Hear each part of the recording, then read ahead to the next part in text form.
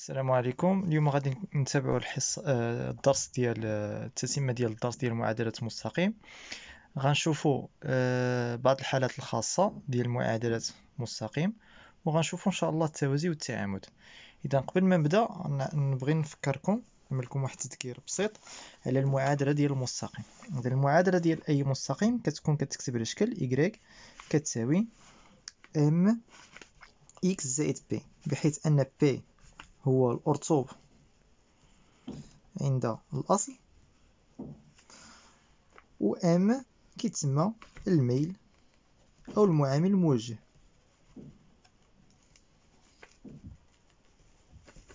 مزيان، الطريقة اللي قلت كنحدد بها M هي يا إما نحسبها M كتساوي لي إلا كان هذا المستقيم كيمر من نقطتين A و B،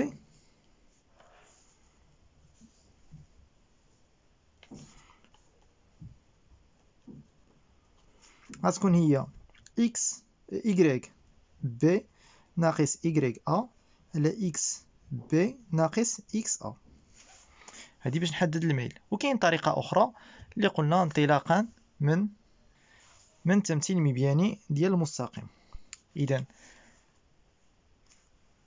بالنسبة للطريقة ديال التمثيل المبياني المستقيم، دونك إلا بغيت نحدد الميل انطلاقا من التمثيل المبياني ديالو، غادي نختار شي جوج نقط من هذا المستقيم، مثلا في هذه النقطة هذه وهذه، وأنا كنعرف أن الميل كيساوي لي إيكغيك الأفصول ديال شي نقطة ناقص الأفصول ديال شي نقطة أخرى على الأرطوب شي نقطة ناقص الأرطوب شي نقطة ناقص الأفصول شي نقطة ناقص على الأفصول شي نقطة ناقص الأفصول شي نقطة. دونك يعني M هي عبارة عن أفصول على أرطوب ديال هاد واحد المتجهة، إذا إيكغيك على إكس. دونك غنحسب القيم، غنشوف شي طريقة نتحرك منها باش ندوز من هاد النقطة هادي لهادي، أو من هادي لهادي اللي يعجبني. دونك غنمشي من هنا، غادي نهود نيشان هيدا وندوز هكذا، وغنحسب هاد القيم، شحال عندي من التدريج هنا: 1 2 3 4 5 6. إذا M غتكون كتساوي لي 6. علاش؟ لأن هادو هما موازين إيكغيك. دونك أنا خصني تكون عندي إيكغيك على إكس موازين إيكغيك، هما هادو 1 2 3 4 5 6 على من؟ على الموازين إكس 1 2 3، إذا على 3 اللي كتساوي لي 2. إذا هذا كيفاش نحدد الميل مبيانيا. راه نشوف من خلال التمثيل المبياني ديال المستقيم. دابا راه نشوف كيفاش نحدد بي، نحدد هاد القيمة ديال بي هادي اللي هضرنا عليها.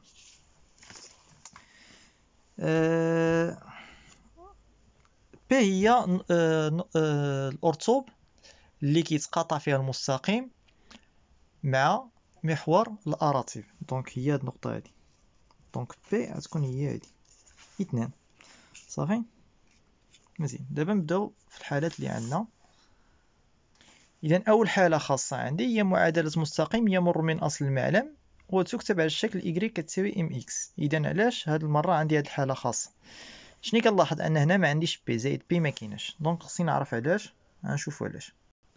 دونك في هاد الحالة هادي خصني نشوف بي فين هي في المعلم. إذا كان عندي هاد المستقيم يمر من أصل المعلم، يعني من هاد النقطة هادي، إذا شنو هو الأرطوب عند الأصل؟ الأرطوب عند الأصل قلنا هو النقطة دي هو الأرطوب تلاقي المستقيم مع محور الأراطيبية هنا هي هادي. دونك شحال يكون كيساوي 0. دونك غيبقى لي إيكغيك كيساوي لي غير ام إكس زائد 0. إذا فقط إيكغيك كيساوي ام إكس. يعني فاش نشوف المعادلة ديال المستقيم تكتب على هذا الشكل هذا، نعرف أن هذا المستقيم يمر من أصل المعلم. مزيان. نشوف الحالة الخاصة الثانية. إذا معادلة مستقيم يوازي محور الأفاصيل ويمر من نقطة A، تكتب على الشكل، خصنا نعرفو علاش من الشكل كتكتب. إذا قلنا المستقيم الموازي لمحور الأفاصيل ويمر من نقطة A. إذا هو المستقيم اللي كيوازي محور الأفاصيل، هو محور الأفاصيل. المستقيم اللي يكون كيوازيه وكيمر من هاد النقطة A وهذا. دونك شنو هي المعادلة ديالو؟ المعادلة ديال هذا المستقيم هي y كتساوي إكغيك أ، هي هادي.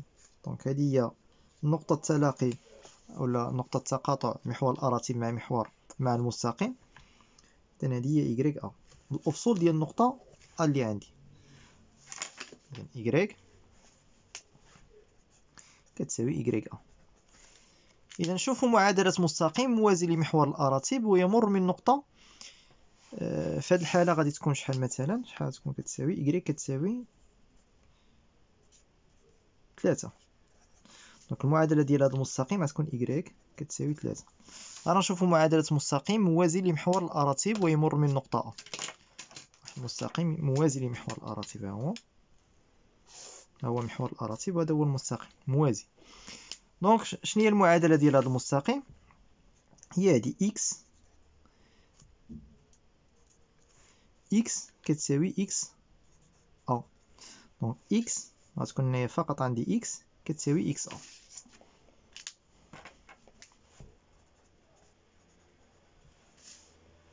إذا شحال غتكون هنايا إذا بغيت نكتبها؟ إكس كتساوي شحال؟ إكس أ شحال كتساوي؟ 1 2 3 3 كذلك. سمحوا لي هنا إكغيك أ، قلنا إكغيك كتساوي إكغيك أ، إكغيك أ راه كتساوي سمحوا لي 2. ردوا بالكم معايا، ها هي إكغيك كتساوي إكغيك أ و إكغيك أ كتساوي 2 صافي. بالنسبة ل إكس كتساوي إكس أ و إكس أ كتساوي 3 1 2 3. مزيان، ندوزو نتطبيق على هادشي هذا نشوفو.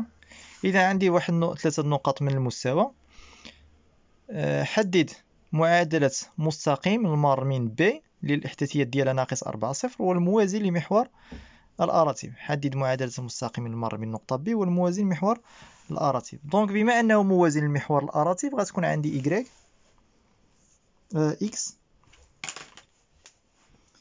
إكس كتساوي إكس أ إكس بي، و إكس بي غتكون كتساوي شحال؟ ناقص 4.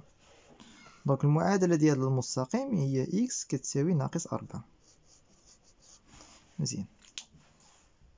إذا عندي واحد المستقيم موازي من محور الأراتب، موازين هذا المحور هذا. دونك هاهو إذا غتكون عندي إكس صافي. إكس كتساوي القيمة د النقطة كتساوي إكس ديال النقطة اللي كيدوز منها. إذا كانت عندك النقطة كيدوز من نقطة أ سميها إكس أ، عندك كيدوز من نقطة بي سميه إكس بي إلى آخره. نشوفوا الحالة. السؤال الثاني، حدد معادلة مستقيم المار من نقطة أ والموازي لمحور الأفاصيل. بما أنه موازي لمحور الأفاصيل يعني يكون دايز بحال هاد الشكل هذا. دونك غتكون عندي إكغيك. إذن إكغيك كتساوي إكغيك ديال النقطة اللي عندك أنت كيمر منها، اللي عندي هي النقطة أ. دونك إكغيك كتساوي إكغيك أ كتساوي لي مثلا 3 2 صافي، يعني أن إكغيك كتساوي 2. نشوفوا السؤال الأخير. هنا حدد المعادلة المختصرة للمستقيم AC. وماذا يمكن أن تقول عن المستقيم، عن هذا المستقيم؟ إذا حنا كنعرفوا أن المعادلة المختصرة كتكتب على الشكل ديال إكغيك كتساوي ام إكس زائد بي. وعندي المستقيم، عندي النقطتين A كتنتمي للمستقيم AC و B كذلك و C كتنتمي للمستقيم AC. إذا هذا المستقيم كيمر في هاد النقطتين بجوج بيهم. إذا أول حاجة غادي نقوم بها هي نحدد الميل ديال هذا المستقيم. إذا إكغيك ام كتساوي إكغيك سي ناقص إكغيك أ على إكس سي ناقص إكس أ. غنعوض إكغيك سي بالقيمة ديالها هي إكغيك سي ناقص جوج ناقص إكغيك أ اللي هي جوج ناقص إكغيك أ اللي هي جوج. إذا ناقص جوج على إكس سي اللي هي ناقص 3 ناقص إكس أ اللي هي جوج.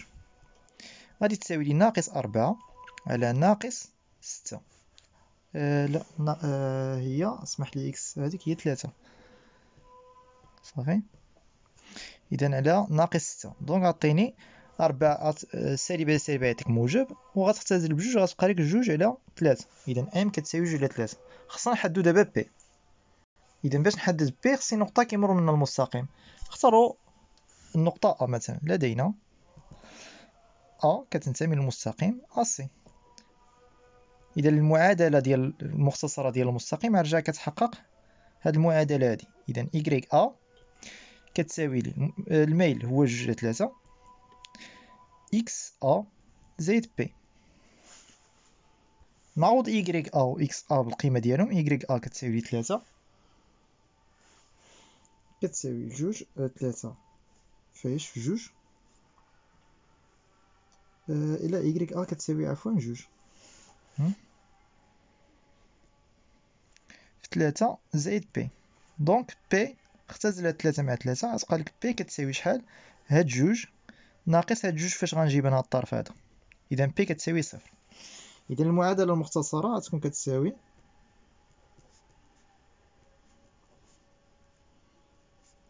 الميل هو قلنا 2/3 إكس زائد بي زائد 0. إذا هذه هي المعادلة المختصرة. إذا قال لي ماذا يمكن أن نقول على هذا المستقيم هذا؟ إذا كنلاحظ أن هذه المعادلة هذه كتشبه هذه لأن ما فيهاش بي. إذا بما أن